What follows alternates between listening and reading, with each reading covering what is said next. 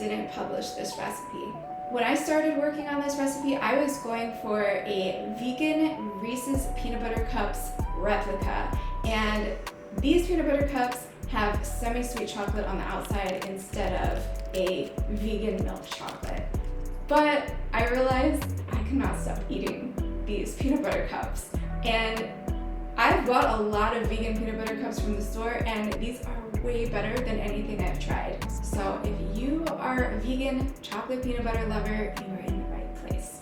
Hey, welcome back. Today we are working on one of my nostalgic favorite candy bars, a vegan version of Reese's peanut butter cups. Before we get started on this recipe, I do need to warn you, this recipe is super easy to make, and it makes 8 peanut butter cups, and you might not be able to stop eating them. So you've been warned.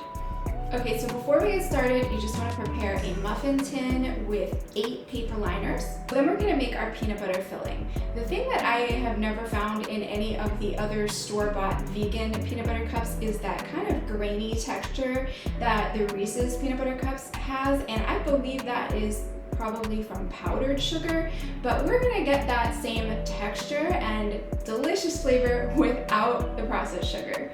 And by the way, the peanut butter that I'm using is a natural, unsweetened peanut butter. It is just peanuts and salt. So if you want consistent results, I would recommend getting something similar to that. Okay, so in my little mixing bowl here, I am just adding a 1/4 cup of creamy peanut butter, 2 tablespoons of maple syrup, and a 1/4 teaspoon of salt. And I'm just gonna mix that up until it's well combined. And then next, I'm adding in a 1/4 cup plus 2 tablespoons of oat flour, half of it at a time. And I'm gonna mix that up until we have a dough. What you're looking for as far as the texture is a dough that is not gooey and won't stick to your fingers if you touch it. So if yours is sticky, you might want to add a little bit more oat flour. So then I'm gonna take about 1/8 of the dough and form a disc with it.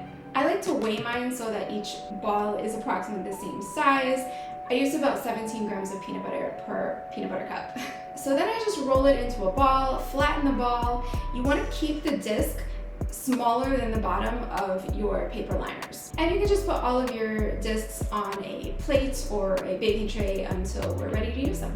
So we are almost done. All we have left to do is melt the chocolate. So we're gonna use 1 1/4 cups of vegan mini chocolate chips, and we're gonna melt them over a double boiler. You could also use full-size chips too, they'll just take a little bit longer to melt. Or you could also melt them in a microwave if you prefer. If you want your whole peanut butter cup to be refined sugar-free, make sure that you look for a brand of chocolate that is also refined sugar-free, like Lily's, Lakanto, or Chalk Zero. Okay, so now we're gonna make the peanut butter cups. So we're just gonna take a small spoonful of chocolate and put it at the bottom of each liner. You want just enough chocolate to form a thin layer once it spreads out. Make sure that you don't use too much chocolate here because you want to make sure you have enough left over to cover the peanut butter. All right, well, once we have our chocolate in each of the cups, then we are going to take one of our little peanut butter discs and put it in the middle, and we're gonna press down gently to spread out the chocolate underneath. You wanna make sure that the chocolate is spread out to all of the edges of the liner. And then finally, we're just going to put a little bit of chocolate on top of each of the peanut butter discs. You wanna make sure that you use a spoon to spread it around and get the sides fully covered. If you have any chocolate left over, you can use whatever's left to kind of fill in those edges. And if your peanut butter cups aren't totally flat on top, you can kind of take the tray and shake it around or drop it on the countertop a couple times, and that'll level everything out. And this is just gonna go in the fridge until it firms up. Your peanut butter cups are going to be firm enough to eat within about 30 to 45 minutes, but if you can, I highly recommend leaving them overnight because the texture of the filling does develop and it actually improves the next day. So if you can wait, I recommend waiting.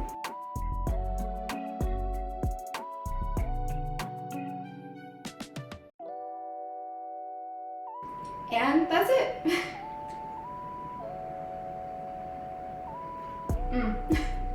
Yeah, even though the chocolate on the outside isn't quite like the original Reese's, these definitely satisfy that chocolate peanut butter craving. And I just love these because the filling inside has a little bit of that like crumbly texture like Reese's and not like the creamy other store-bought ones that I've bought in the past.